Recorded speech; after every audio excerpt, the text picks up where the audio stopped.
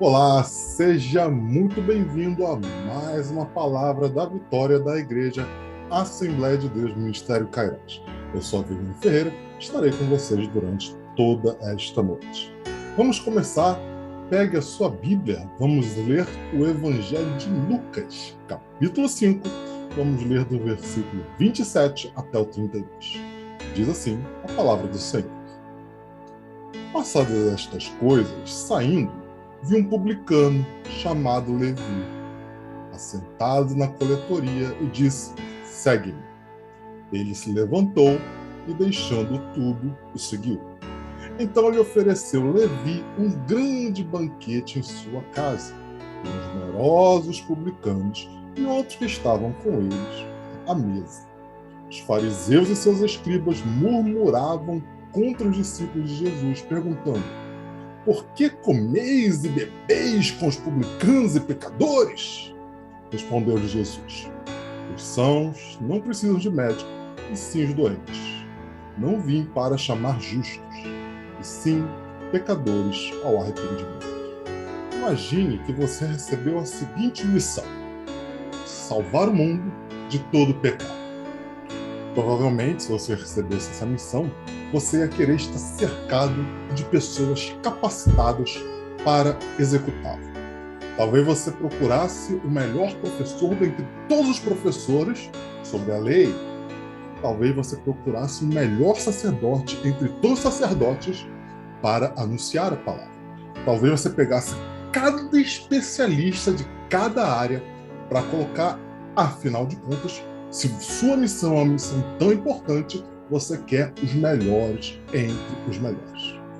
Todavia, não é assim que Deus faz.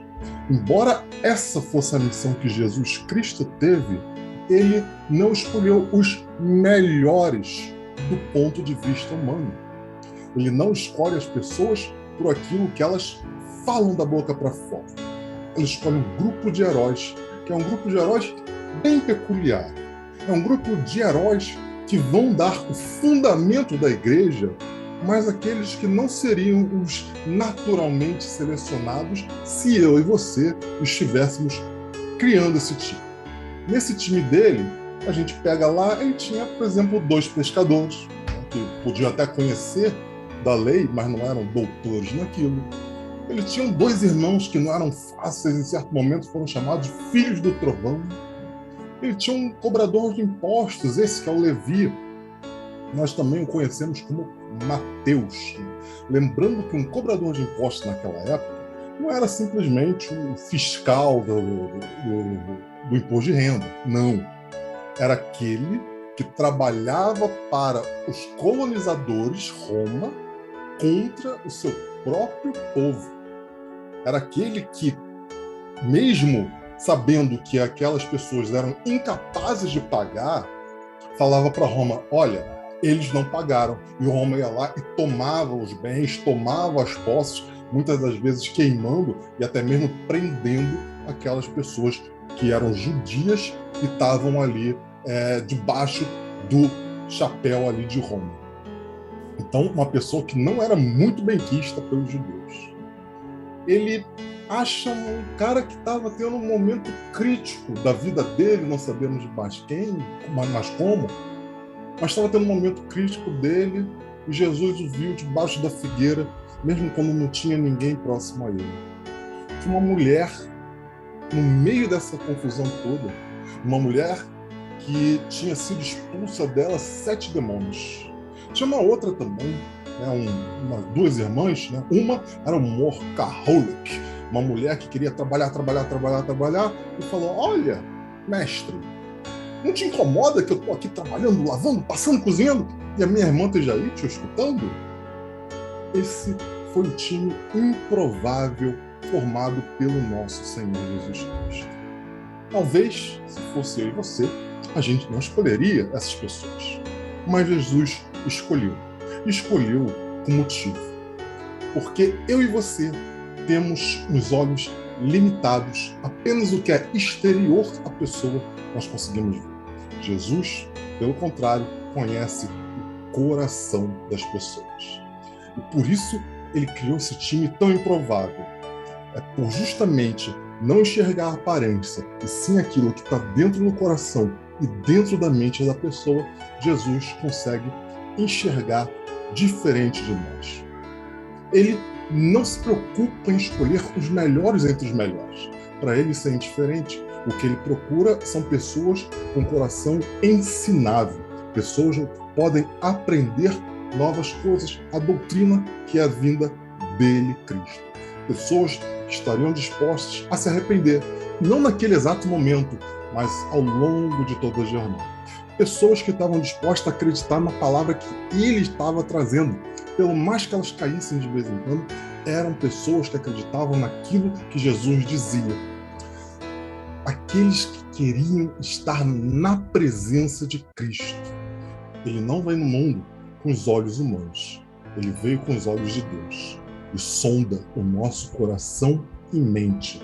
E ele sabe aquilo que nós realmente somos. Os olhos de Cristo desnudam o nosso ser. Jesus sabe absolutamente tudo sobre você. Não há nada que você possa fazer para se esconder dele. Todas as ações, sentimentos e vontades que você tem, ele conhece. Ele conhece os seus pecados e conhece o seu coração quando se arrepende. Talvez nós olhemos para nós e falemos assim, olha, mas eu sou indigno. Eu sou indigno de ter essa participação junto ao corpo de Cristo. Acredito que quando Jesus chamava cada um dos seus discípulos, cada um pensou a mesma coisa. Pedro, poxa, eu sou um cara raivoso, um cara toma lá da cá, um pescador, não sou um douto. André, seu irmão, Mateus, o coletor de impostos. Tanto que justamente o puxão de orelha que os fariseus queriam dar nele é justamente por ele estar comendo com aqueles cobradores de impostos e aqueles pecadores. Maria Madalena, Marta, Paulo, aquele que perseguia a igreja, e até mesmo a mãe dele.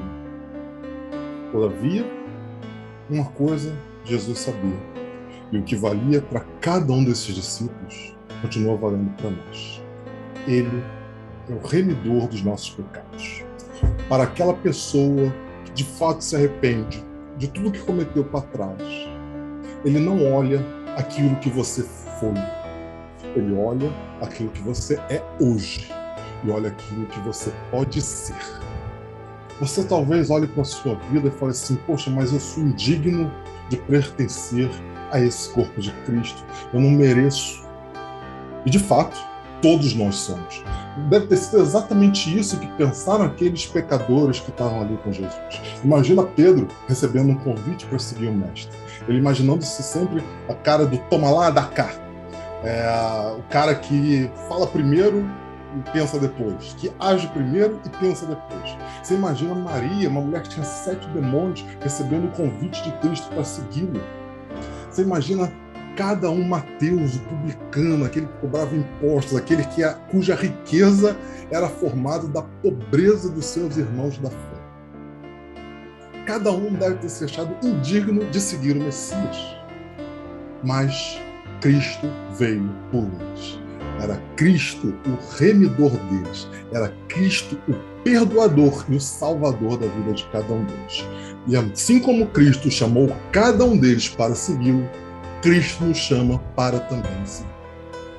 Basta que nós peçamos perdão pelo nosso pecado, todos aqueles que nós cometemos, e procuremos a cada dia ser pessoas melhores nele, Cristo Jesus.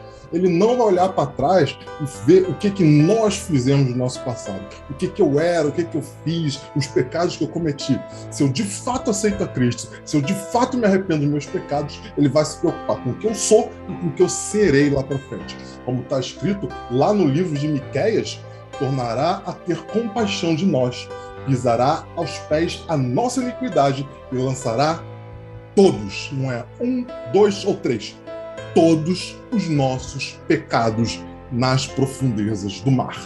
É Cristo aquele capaz de nos perdoar, é aquele capaz de trazer a paz.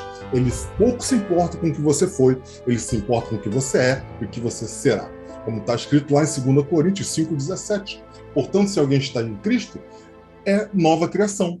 As coisas antigas se passaram, que surgirão coisas novas. Se você se entrega a Cristo, você nova criatura é. De apenas criatura, algo criado por Deus, um ser criado por Deus, você passa a entrar na família de Deus e passa a ser filho do Altíssimo. Ah, mas se você conhecesse a minha história, você não falaria isso. Não importa. Ah, mas eu já fui condenado até pela justiça. Não importa. Ah, neste exato momento eu estou cumprindo pena. Não importa. Arrependa-se dos seus pecados, aceite Jesus como Cristo Salvador e os seus pecados serão jogados nas profundezas do mar, como diz a palavra de Deus. O que Deus quer não são pessoas perfeitas, afinal, não existe ninguém perfeito. O que Ele quer são pessoas que tenham um coração contrito, um coração arrependido dos seus pecados, que tenham um coração propenso a receber os ensinos dele, a palavra dele, que confessa que Cristo é o único, verdadeiro e suficiente Salvador, e que desejam mais a glória do mundo vindouro do que qualquer exaltação nesse mundo concreto. Deus ama você e Deus quer você nesse time dele. Mas atenção, para cada discípulo, para cada um que aceita ser discípulo de Cristo, é feito um convite muito simples, mas há uma mudança radical na vida daqueles que aceitam ser discípulos de Cristo. Cristo simplesmente chega para cada um deles e pergunta: siga-me. Os que aceitam têm uma mudança de 180 graus na vida deles. Não é que a vida vai ser mais fácil, muito pelo contrário. Mas você passa a viver em Cristo e para Cristo. E o que você espera é muito mais no que Deus pode te dar do que naquilo que você vê e você pode conquistar nas mãos humanas. O que Deus pede para que você esteja, para quando você estiver com Ele, é que você abra mão de todas as questões mundanas da sua vida e entregue, de fato, a sua vida para Ele. E esse é um passo muito importante. O próprio Senhor Jesus adverte: olha, aquele que quer me seguir, primeiro faça bem as contas, porque, de fato, não é uma vida mais simples. É uma vida onde você vai ter que vai começar a se preocupar com seus irmãos, aqueles que estão largando a fé ou aqueles que nunca tiveram a fé. Você vai ter que se preocupar em espalhar essa palavra de Deus. Não é uma missão fácil, principalmente no mundo que nós vivemos hoje, ultra-racionalista, quer explicação para tudo, e grande parte das vezes nós não teremos as explicações.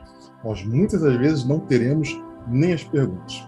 Como disse o professor Adriano Moreira, se eu acho que eu tenho todas as respostas que eu preciso, vai Deus e muda todas as perguntas. Se você quer entrar agora para esse time de heróis improváveis da fé, que vem desde os primeiros apóstolos até hoje, dia 23 de abril de 2022, é muito simples. Basta você levantar a mão e falar: sim, eu aceito o convite feito por Jesus. Eu quero que o Senhor seja o Senhor da minha vida, pois eu creio que a minha salvação vem através do Senhor Jesus Cristo. O resgate pela minha vida foi um alto preço pago por Cristo. Senhor Jesus, é isso eu, um pecador, uma pecadora, sou grato a Ele. Que o Espírito Santo faça morada no meu coração e que eu veja o Senhor em toda a sua glória no dia que Ele voltar ou quando eu morrer e for até Ele. Aceitar a Cristo não é uma coisa difícil. Você vai experimentar uma grande mudança. Você deve buscar uma igreja local para que te edifique, para que você possa compreender melhor a fé. Aceite o Senhor Jesus. E para você que já é de Cristo, todo dia você deve se lembrar o alto preço que foi pago por Cristo para que você tivesse nesse time de heróis improváveis. Eu merecia a condenação eterna, mas foi Jesus que me salvou.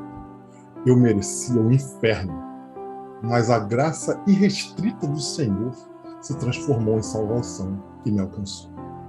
Obrigado, Senhor Jesus.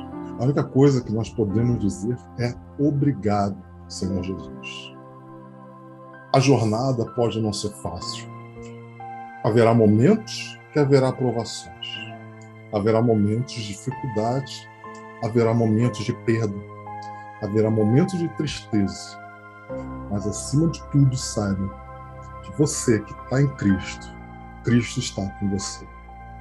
Apesar da tempestade jogar o barquinho da nossa vida de um lado para o outro, parecendo que nós vamos naufragar a cada instante, tenha fé, fique tranquilo, porque o Senhor Jesus está no nosso barco. Eu gostaria de ler com vocês aqui um trecho um pouco grande, mas é de João 17, para tu ver o quanto Jesus preza por você, preza pela tua alma e quer o teu bem. É por eles que eu rogo. Não rogo pelo mundo, mas por aqueles que me deste, porque são teus. Ora, todas as minhas coisas são tuas, e as tuas coisas são minhas, e neles eu sou glorificado. Já não estou no mundo, mas eles continuam no mundo, ao passo que eu vou para junto de ti. Pai Santo, guarda-os em teu nome, que me destes para que eles sejam um, assim como nós.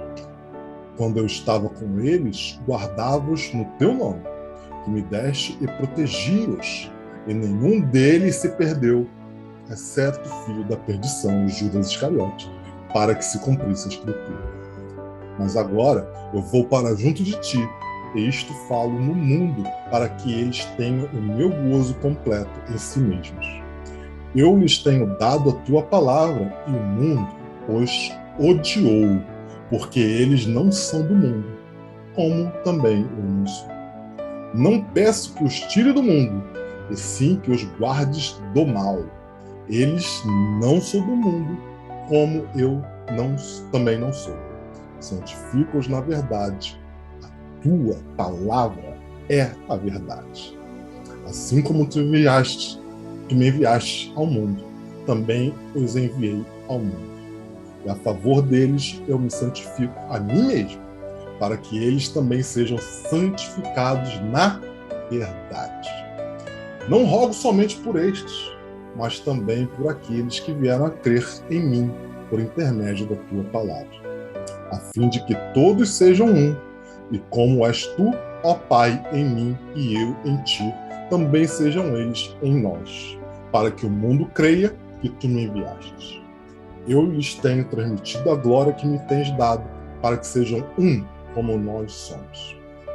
Eu neles e tu em mim, a fim de que sejam aperfeiçoados na unidade, para que o mundo conheça que tu me enviaste e os amaste, como também amaste a mim.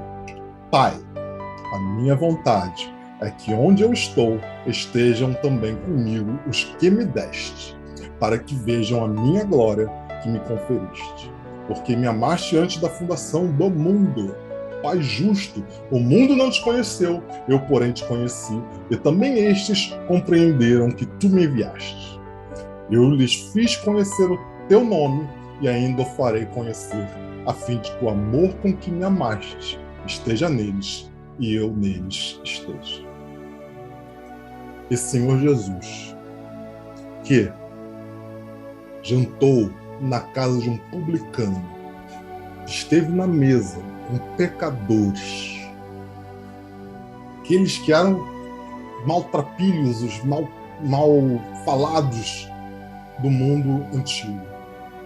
É o mesmo Jesus que nos convida, que apesar dos nossos pecados, apesar daquilo que nós somos, Ele, na palavra dele, diz que estará conosco. E Ele, na palavra dele, diz que nós com eles seremos um, assim como ele com o Pai também é um. Que ninguém se perderá. Ah, mas eu tenho um filho que ele está nas drogas. Não se perderá. Ah, mas o meu marido, a minha esposa ainda não conhece a Cristo. Não se perderá.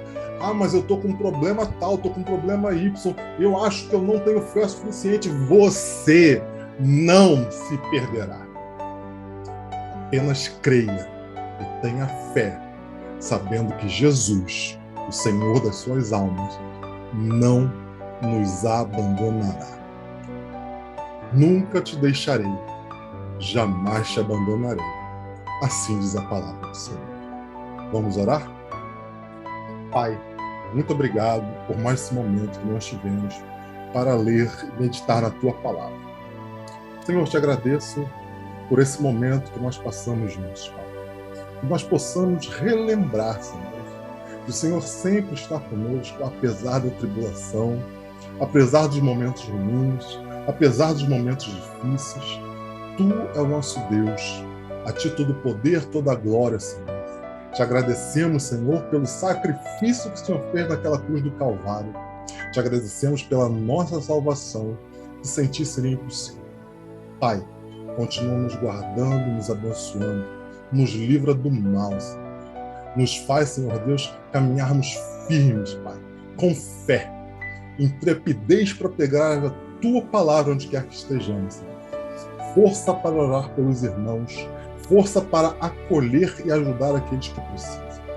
Muito obrigado por tudo, Senhor. Muito obrigado por tudo. Essa é a nossa oração, em nome de Jesus. Amém. E amém. Nos vemos este domingo na Escola Bíblica Dominical, a última EBD do primeiro trimestre de 2022, lá às 9 horas da manhã, lembrando que ela não será transmitida, 9 horas da manhã, lá na De Cairóis. Até lá.